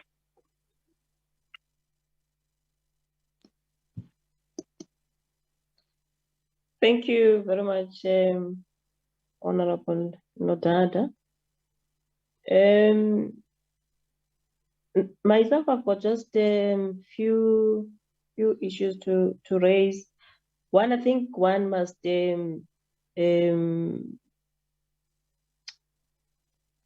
commend the department on the presentation. It's a very good presentation. And the second issue that I want to raise is can you define to us, or simplify rather, what is system evaluation model?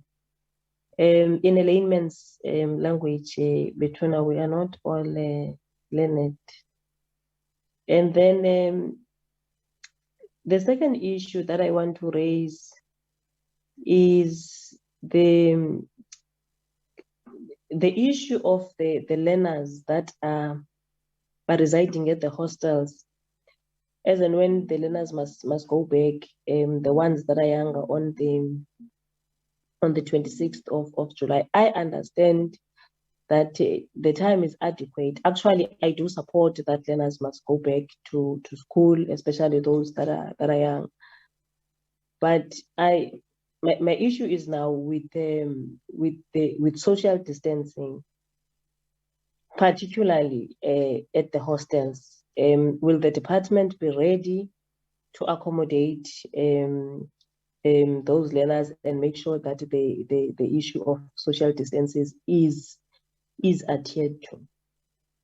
And then the second issue is that I think many members have raised the issue of vaccination of teachers, but also the consultation that the DM has made reference to when she started.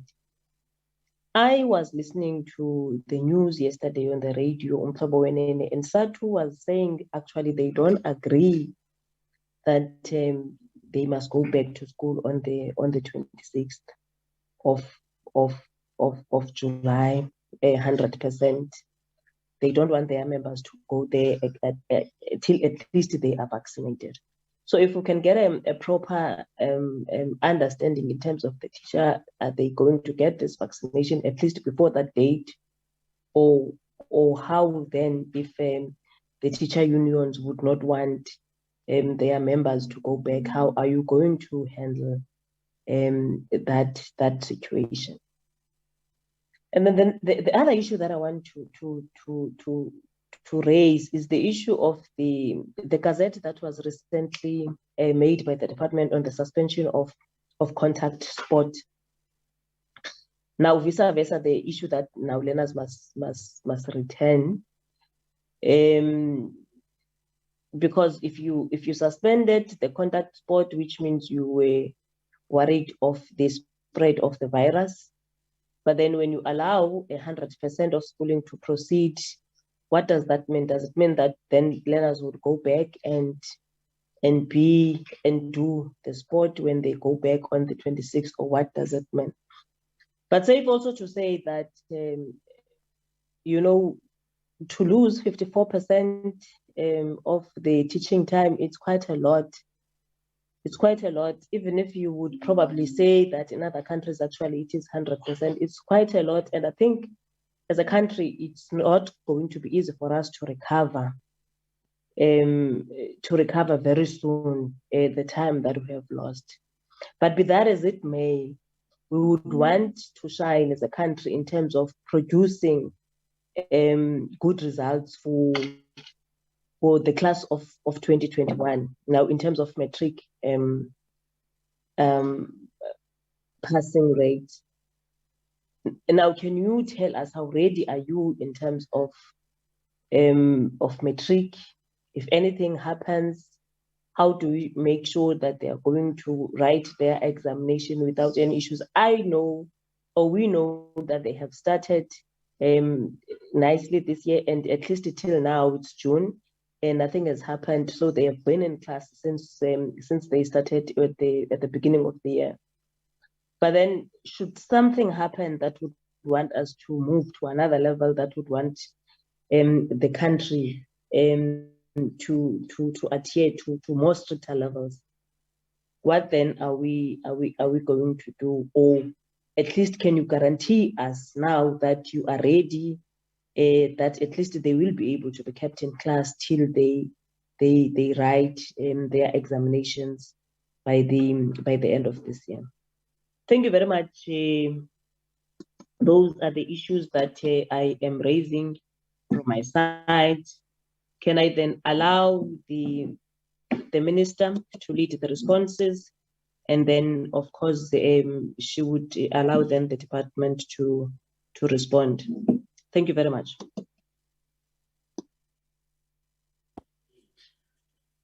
Thank you, Chair. Chair, I'll start off using my video, but we have a very weak signal here because of the weather. So in case I experience problems, so I will ask to be allowed to switch off the video. Chair, let me start with the questions that you raised, and then colleagues will pick up other questions. For instance, we raised the questions about grade 12s. This year, if we will keep them forever. We will keep them as long as we can, because if you remember, Chair, this year's grade 12s really had experienced lots of difficulties last year, because most of them would have gone back to school around July. So they would have missed exactly half the year, including that they had to go into sessions, so which gives them that they had lost almost 60%, 60 to 70% of the year. So the schools and even the learners themselves need to be at school as much as possible to recover lost grounds of 2020 and make up for 2021. So we will try to keep them as much as possible. Most schools have taken, are giving extra classes, weekends. March, they didn't go on holidays. We hope that in June, provinces will also keep them. So we will keep them as long as possible. In terms of what happens if the situation changes, as you can see, we have a team working with health, which is monitoring the infections on a daily basis, and that's what guides us.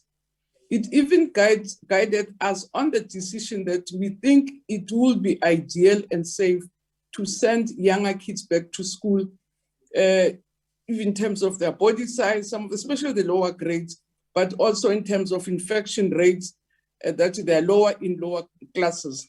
So it is informed and guided by health, and hence we had the support of both the National Corona Command team, but also Cabinet, because it is informed by science, and we had to make that case even before we could be allowed to open schools.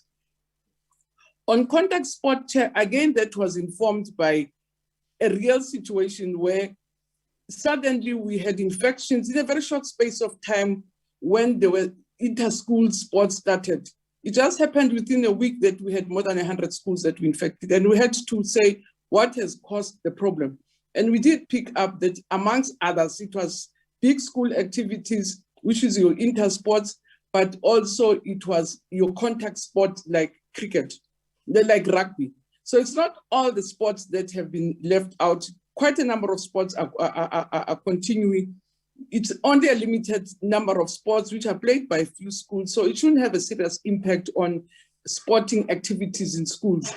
Your sporting activities like cricket, soccer, and other things are still continuing. Just those limited codes that we have listed out that should not continue, especially your inter-school sports. So practicing and other activities still continue. So I don't think it's a big challenge thus far, including the fact that, for instance, what we have also done, we were supposed to be preparing ourselves for the Easter Forts now in June. And because in music, I'm sure it will be difficult for these kids to perform under masks and all other challenges, we have decided to postpone this year's music competitions. What we think, and that's why we didn't say, we could have said schools must open immediately when we were coming back from the first term, when we were coming into the second term. But we felt that we needed space to prepare the system again, and we're not preparing a system which was in a complete shutdown. We're preparing a system which was functioning. So there are no new challenges that much, like fresh challenges on water, fresh challenges on other things. But it's to say, on some of the things, like that I said that we had converted classes into other spaces. If we bring more people, what are we going to do with those spaces? And we felt that the second term would give us time to plan. And that's what we're very confident about. The other part, again, about, I'll ask the officials, I always ask them, Chair, which they must simplify concepts. I sometimes even forget what these concepts mean. So if I'll ask them to do that. There was also a question about younger learners in hostels, Chair, which you raised. We do have young children in hostels, but it's a very rare occurrence because you might be aware that very few younger children will be in boarding facilities. Just as an education or as a social sector, we discourage the institutionalization of young people and sending them into boarding schools. But where they are going to be there, again, as I say, there are clear guidelines as to what it should happen. Even now, our boarding schools are running. So the same protocols will be looked after. And if we can't, we have to find another way of doing things. In terms of that, note that there is risk-adjusted strategy about school. So it's going to happen school by school. Our officials have to work with different schools. We have a broad generic framework of what should happen in terms of safety measures. But we find that school by school, they have their own different challenges. And therefore, school by school, they will have to make sure that in terms of the environment of the schools, the challenges of the school, that the protocols are being kept in check and they are attended to. The chief whip raised a question about the expenditure on PPs. We're monitoring and getting reports, but if you recall, even from the word go, that the PPs are mainly bought by provinces from provincial funds. So the money that is the structure that monitors will be your provincial legislatures. So we rely on reports from our provincial departments. But more important is that as the education department, in most provinces, it's the Department of Health that procures for the entire province. It's in rare occasions where you find the department procuring for itself. So it's provincial departments which are procuring on behalf of education. In some instances, it's health, in some instances, it's treasury. But in the main, the procurement happens from provincial funds, and we're monitoring. And we're monitoring even ourselves to make sure that even the PPs that we buy, even for our offices at national, not necessarily from schools, are are in line with what Treasury regulations are, and we try to get the best price. I think that is right. I think some of the points that colleagues are raising are points that were raised, and which shows that there's a meeting of minds, that the things that you raise that we should take care of are things that were seized with, but some of the things that you raise are things that we'll have to look at much more closer. But the one thing I want to raise, Chair, that some of the pre-COVID challenges, like infrastructure, your teacher supply, your overcrowding, there are pre-COVID issues. COVID has given us an opportunity to progress much more faster on things that we were planning long-term, like in your ICTs. It has really helped us to frog leap, to say there are better ways of doing things and quicker ways of doing things. But some of the matters, because it also came with unexpected expenditures, there are things that, in all honesty, will be misleading the nation. We say, yes, we can roll out tablets to everybody overnight. We can roll out e-fiber overnight. It's things that some of them are out of our control, but secondly, it's things that we will not have immediate resources to deal with.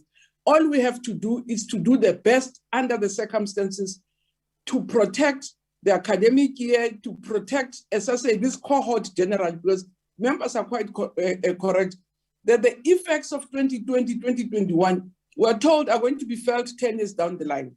And if we don't have a plan, a recovery plan, which is long-term, we are really going to find children who go into the future like one-legged people, one-handed people, people with single hands, because they had lost so much during their schooling time. And we're trying to avoid that as much as possible, and on an ongoing basis, trying to do whatever we can. And colleagues will explain, Chair, we've trimmed the curriculum, we're doing everything in our power, but some of the things, as I say, are out of our control. Younger children are not able to supervise themselves. If you give them homework, they've forgotten. I'm told sometimes they even forget that it's their day to go to class, where there is a rotation of day by day. And so it is a bit difficult to manage the environment as it is. But I know schools are doing as much as they can to deal with that. As I say, because remember, note that I also wanted to know about challenges of completing the curriculum. It's obviously impossible to do it under the conditions. And that's why we really do want to find ways of sending as many children as possible to school so that we really save on the time that we're losing. The one part, as I finish, Chair, it's around the vaccination of teachers. Chair, I can assure you that from the word go, we had requested a special dispensation for teachers to make sure that not only on the basis of returning learners back to school, but on the basis of making sure that we can deal with comorbidities, that of teachers with comorbidities, to make sure that they come back to class. So, Chair, we've been engaging with Treasury, we've raised it with the presidency, and there's lots of sympathy around it. But you will also bear in mind that, yes, indeed, teachers are frontline workers, police are frontline workers, the army is frontline workers, workers in home affairs who have to deal with thousands of people coming to apply for IDs on a daily basis are frontline workers. The Minister of Health has committed that as soon as he gets certainty around the availability of the vaccines, he will prioritize frontline workers. Whether it's on a certain date in June, we hope so, but I can't commit myself here and say, yes, we've agreed on this date with the minister. But I know the Department of Health works very close with our ministry to make sure that indeed we can prioritize teachers. But what we can't commit to, because of the lack of certainty around the availability of vaccines, that we can pin a date. What the minister is able to do is to say, I have so many doses, it will cover all the elderly people from age 60 and above. The next phase, I'm very hopeful that ourselves as a department, we will be part of the next phase, but I really don't want to say here's a specific date, but just wanted to say, Chair, we're competing with other frontline workers. Police are frontline workers, the army, home affairs, and other people who work in the frontline desks of government. But there is commitment to assist us to vaccinate as many teachers as possible and as soon as possible. And we do hope So I'm not saying it's a committee. We do hope that by the time we reopen schools in July, there will be, we would have been able to cover teachers and all the other frontline workers. On the question of teachers saying they're not ready, they have put conditionalities. And what we were getting there as the framework of what we're doing, some of the things that we agreed on to say they should happen. And as DM said, we are counting on the fact that we have 2 months to prepare. We will be able to meet some of the deadlines. So I think it's possibly correct for them to assure their members that they're not throwing them under the bus. They are insisting that they get vaccinated before they go back to classes. But those have been subjects of our discussions. And we also are very sensitive to the fact that we don't want to send them in their numbers back to school and deal with the fatalities that we dealt with in the level 1. So we don't want also to have anybody's death in our hands. And that's why we're doing everything that we can. That they've agreed, we've engaged with them. They're aware that we're planning to open on the 26th. We're working on conditionalities that have been put before us. But we can't stop planning and say, teachers are saying they're not going to back until there's no vaccination. If then they get vaccinated next to what we do, you can't start planning then. So we're planning and making sure that everything runs parallel, that when the date comes, the system is ready to receive more learners, but we have also met some of the conditionalities that have been put forward by our partners.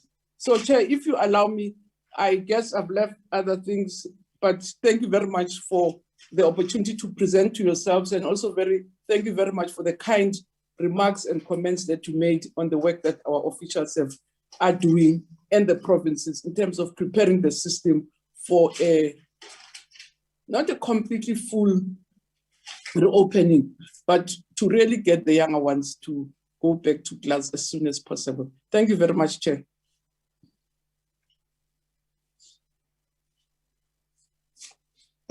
Okay, Dr. Whitlow. Thank you very much, Chairperson. The Minister has really addressed most of the issues. Let me invite Dr. Polia to just explain the systemic evaluation that the Chair referred to, and perhaps also respond to some of the issues raised around learning losses of Honorable Nodada. Dr. Polia? Thank you, Acting DG, and good morning to the Honorable Chair. Good morning to our Minister, Deputy Minister, and morning to Honorable members. Just to quickly attempt to simplify the concept of systemic evaluation. Currently in the system, we are highly dependent on the matric exam, which takes place after 13 years of teaching and learning, to get a sense of how the system is performing. And technically, we have to wait 13 years to get a sense of the performance of that particular cohort. What we have now done is introduced what we are referring to as systemic evaluation, which will be implemented every 3 years. And the purpose of systemic evaluation, like the term suggests, is to get a measure of the performance of the system as a whole. So in grades 3, 6, and 9, every 3 years, a sample of learners across the entire country, sampling provinces and districts, will write a test, and we're calling it a standardized test in mathematics and languages. These are the foundational skills. And this will then give us a good sense, given the fact that it's a standardized test, and the test that we're putting together was developed by our teachers, subject advisors, but we benchmarked it internationally so that the standard that emerges from these tests is internationally comparable.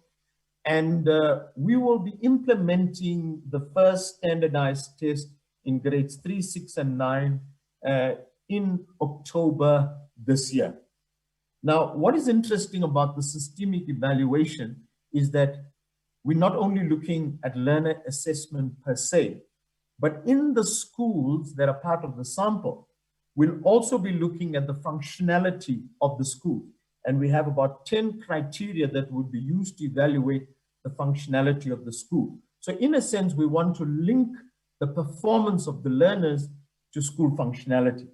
In addition, we have a third component, which is district support. So we would also be looking at the district that supports that particular school and look at whether the district support can explain the either good or the poor performance of the schools that are part of the sample.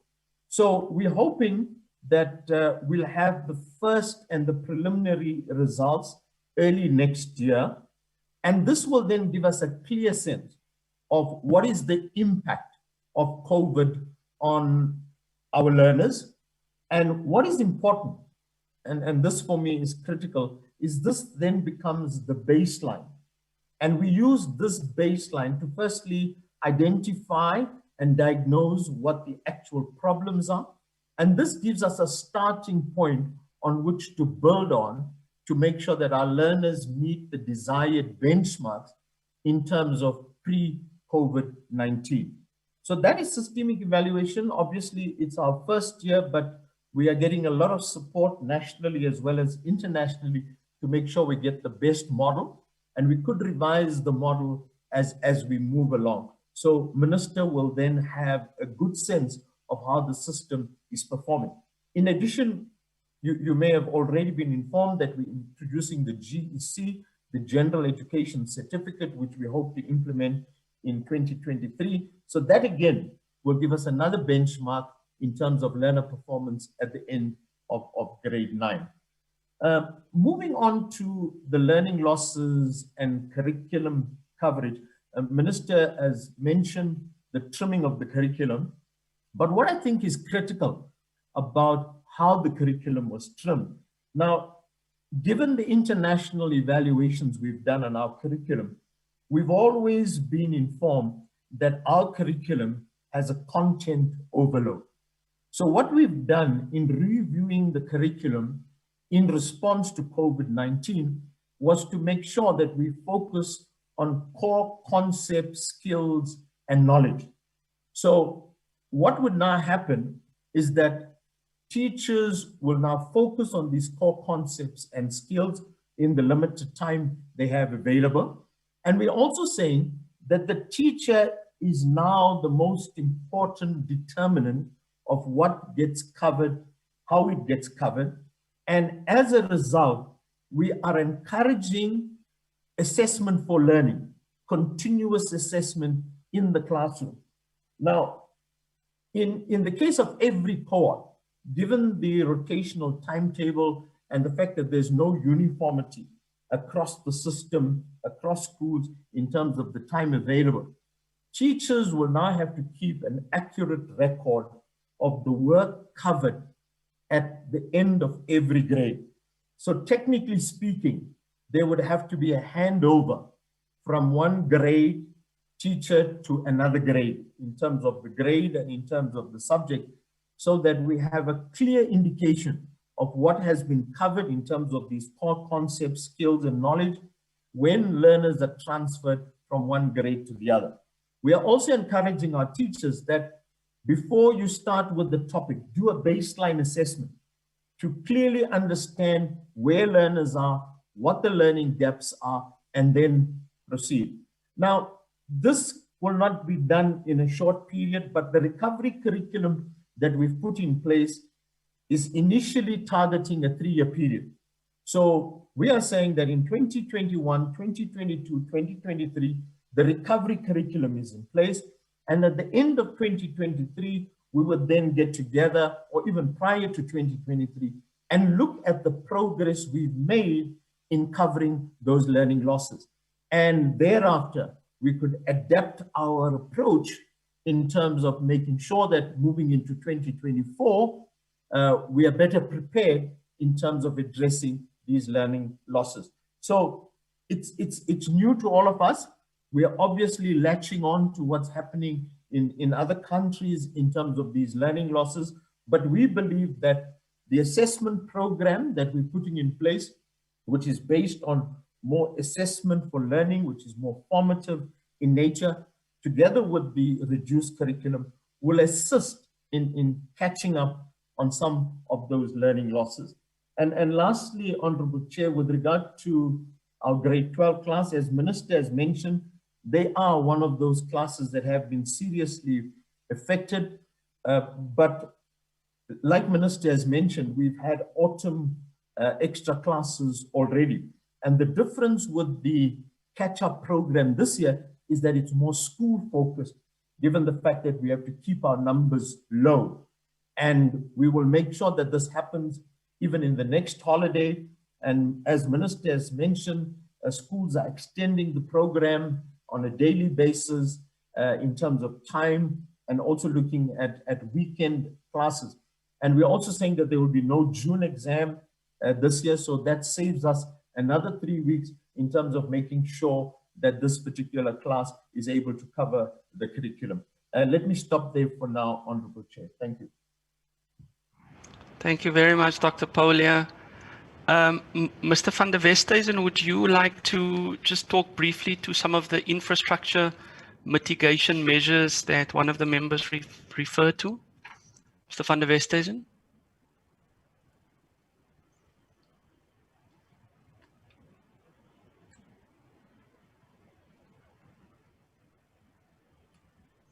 David, you with us?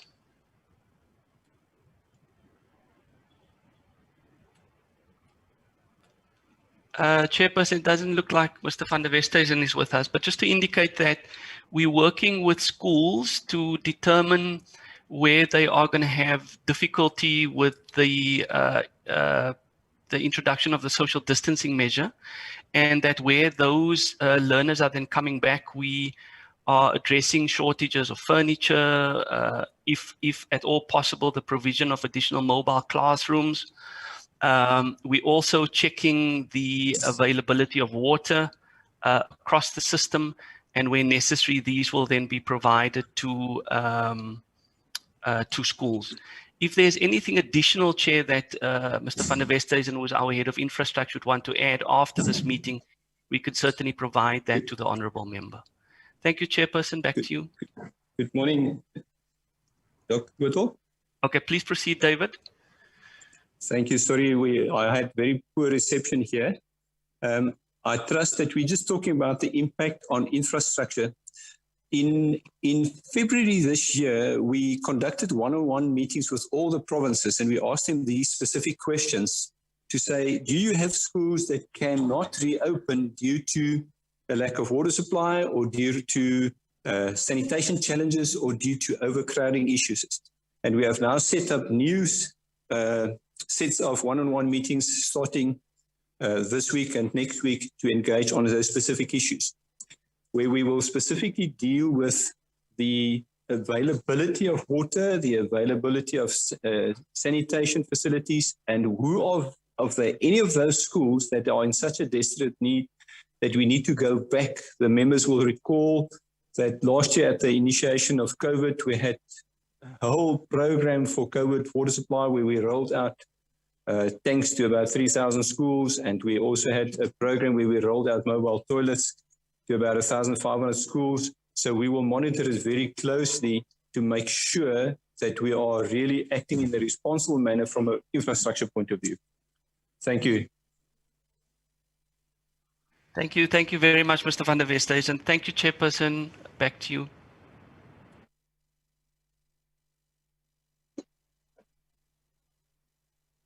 Okay, thank you very much,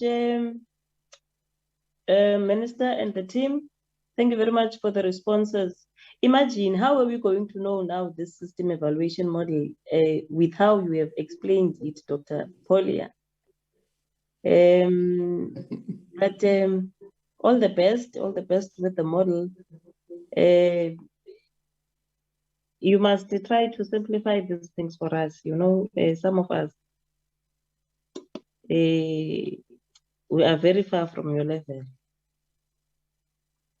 I'm checking if there are any other follow-ups from the members, or we are good. Yeah, just one thing, Chair, Honorable Notata. I think I want to I want to thank Doc for that response regarding a curriculum and coverage over a certain period of time.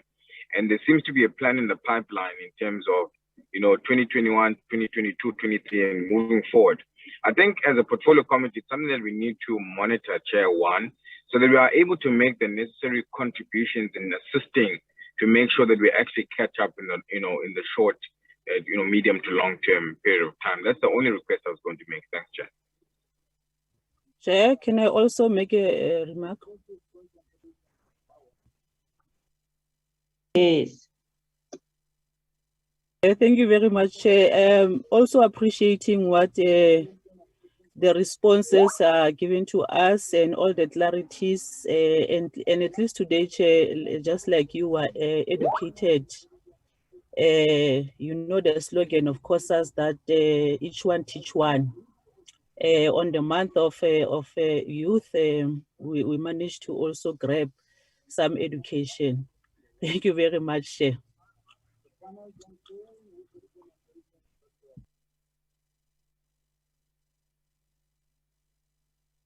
Okay.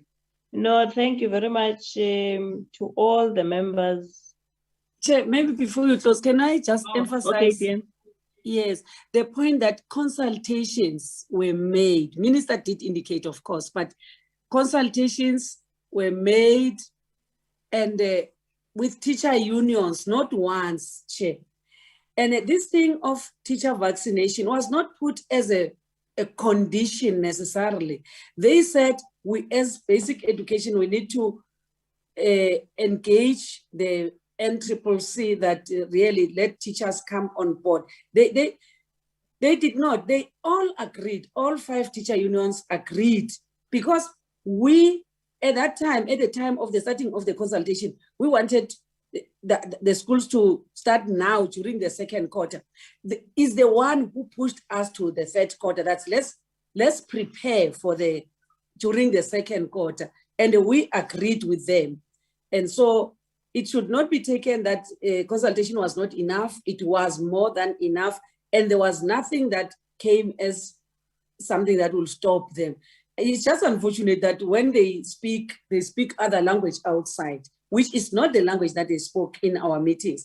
And I indicated that Minister did consult members of civil society through NECT, and they were more than ready, those ones. They said, even if it's tomorrow, even school governing bodies, they said, even if it's tomorrow, then it must happen. So I just wanted to add to that. Minister did indicate, of course, but I'm just feeling that because all members did indicate the issue of consultation. We are a big sector, we have many stakeholders, but Minister tries by all means to get in contact with all stakeholders. Thank you, Chair.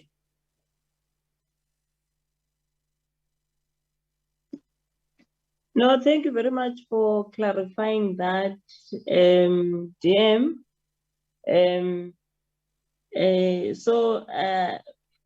We must just get our house in order then with regards to stakeholders, because when they go out and they speak loose as if they don't agree, with all these other things that are happening there.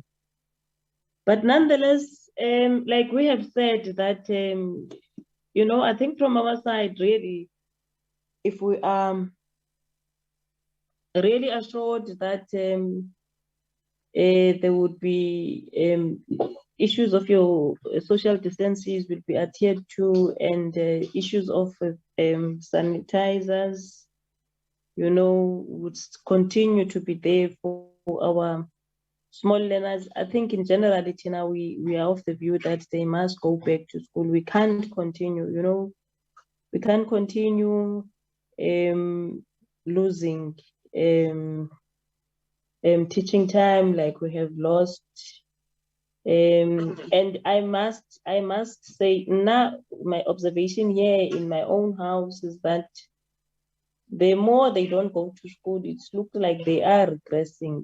They alternate, but you see as a parent there is a regress, with the learners. So we are of the view, we've been briefed that they are not seriously at risk, you know, like the elder ones.